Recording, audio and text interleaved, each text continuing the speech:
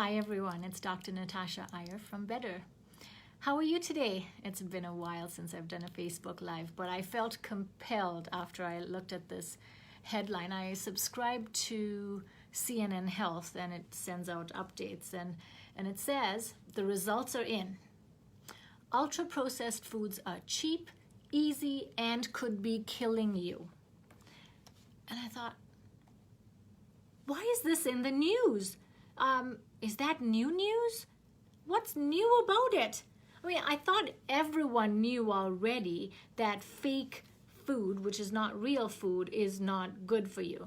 But anyway, it says, a few weeks ago we told you about a study that found that ultra-processed foods add an extra 500 calories to your diet every day. Now, first point, all calories are not equal. 500 calories of sweet potato and broccoli and chicken are not the same as 500 calories of pasta and pizza. So we're clear. And it says that, and then on the calorie thing, we're assuming that calorie counting actually works in this battle against obesity. So if calorie counting worked, then we would have not that many people struggling to lose weight by counting calories, right? So more about that at some other point. It says, now the news is even more unsettling. 2 new studies link eating the popular factory-made fare with an increased risk of, wait for it, cardiovascular disease and an increased risk of early death. Duh! What are we seeing in the world today? Are we not seeing this in North America? Everywhere you walk, there's an increasing number of overweight people, overweight children, and what are they all eating? Fast food, French fries, sitting in the cafeteria or the food court and eating all of those things, and I have to say, stay away from it. Now, factory-made fare. So this would include your easy foods, the things that you take out of a box and put in the microwave or the oven, or I'm not even sure what all is out there, to be honest with you all, because we eat whole food at home that we have to cook and prepare from scratch every day.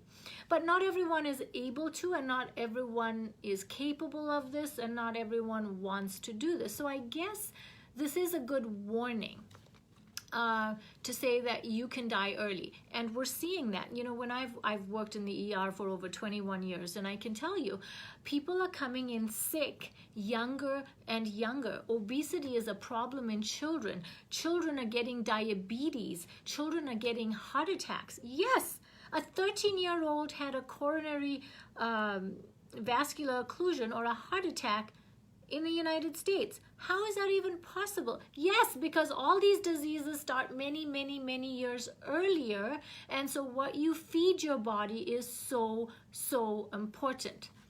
So thing about calories is calorie counting is dead.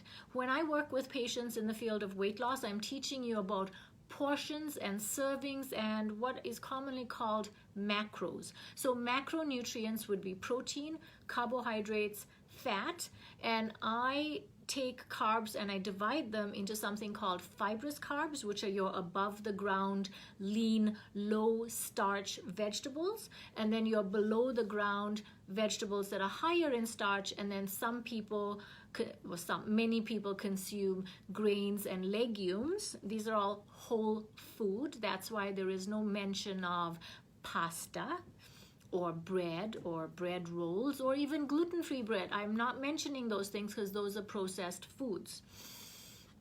So I talk about protein, fat, starchy carbs, and fibrous carbs. And every meal must always have a protein. You must always have a good fat. And what do good fats look like? Butter is actually a good fat. I told that to a patient this morning and he was absolutely shocked. He said, not margarine? And I said, no, not margarine. Margarine would kill you eventually. So lots of food myths out there, right? And then we were talking about what else could be a good fat. And he said, oh, well, you know, one time eggs were bad and then it was good and now it's bad again. And I said, it's bad? Why? Eggs are a good fat and a good protein, so they're good for you. So Gosh, so many new rules to talk about, but I want you to not count calories. I want you to think about servings. And classically, we used to say the size of your palm is the amount of protein you should eat. And yes, my palm is not the same size as yours.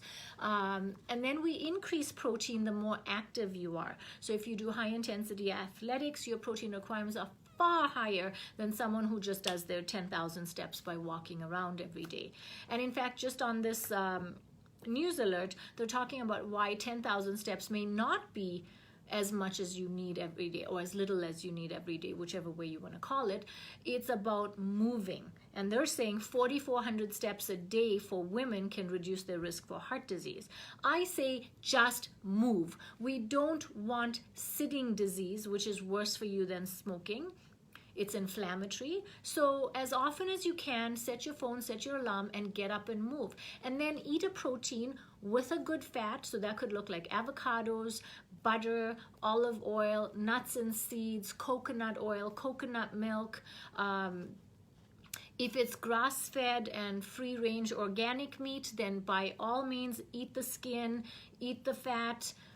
If it's feedlot raised, trim off the fat, because that's where the toxins and the antibiotics or whatever else might be in your meat is sitting in the fat. So then trim off the fat. But eat a protein, eat a fat, and then have fiber, your fibrous carbs, especially if you're trying to be lean and have a healthy metabolism and lower your belly fat. Don't eat the starches, or eat much less. So take your plate. I don't have a plate, but I have this little thingy here. So normally we would put on half the plate our potatoes, pasta, rice, whatever the starch or carb is, right? And then we would divide this part into two, and we'd put our meat and our vegetables here. So a simple switch to make today is on this half, pile it up with your fibrous carbs. So your broccoli, cabbage, your salads, your mushrooms, your onions, your tomatoes, all the green things that grow above the ground. And yes, onions grow below the ground, but they're not starchy, right? So your celery and fennel and celery root and whatever else you want to put here, right? So now you've made the switch and you've got 2 portions left. Put your meat there and put your starch here. And what kind of starches do I want you to eat?